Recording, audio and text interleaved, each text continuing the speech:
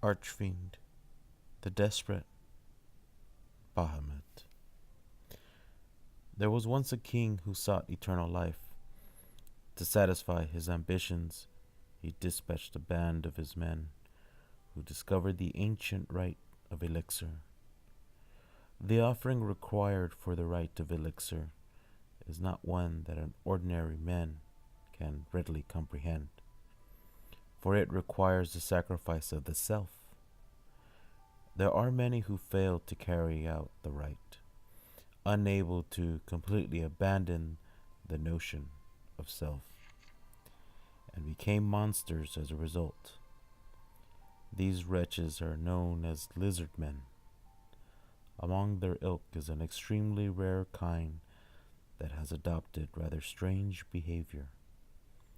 They attempt to assimilate the precious monsters called Orichalca with them.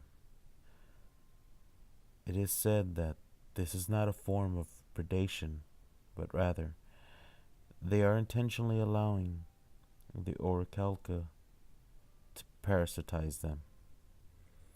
Though the reason for this is unclear, there are a few theories. One such theory is that although the lizardmen have lost their selves, their obsession with eternal life yet lingers, and they remain motivated by the meager remnants of their ambition.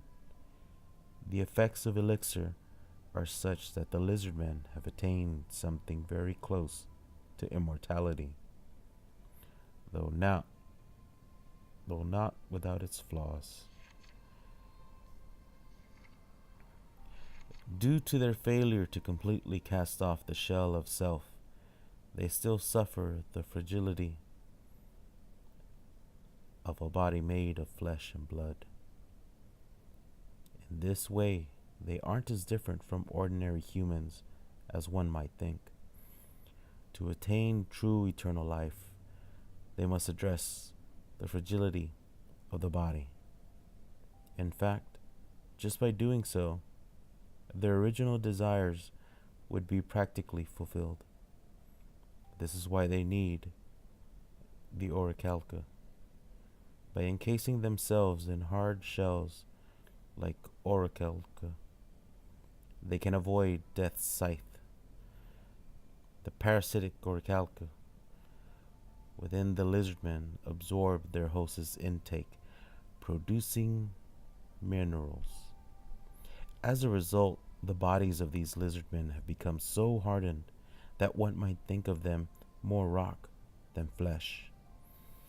It remains to be tested how aware the lizardmen are of this. As it stands, the majority of the lizardmen have lost all cognitive faculties for the most part as a result of the rite. Some might say that the relationship between two monsters is more a form of symbiosis than parasitism. One can look to the more mundane, but similarly mutually beneficial relationship between ants and aphids for comparison. The key point when discussing the symbiosis of the two monsters is the presence of the self. The sacrifice demanded by the rite of elixir is the loss of self. The lizardmen are constantly locked in a struggle with their destroyed identities. On the other hand, the orichalca are descended from the snails with a grossly exaggerated sense of self. Perhaps it was even possible that the lizardmen are ingesting the orichalcas to supplement their fading identities. Or perhaps it's possible that the brazen orichalca have in fact chosen the lizardmen as new shells for an even more grandiose display as archfiends. All this is theory, and there are few hard facts. However, one thing is certain, and that is the name given to this rare breed. The name of this new species born of lizardmen and orichalca, which strikes fear and glee into the hearts of men with equal measure.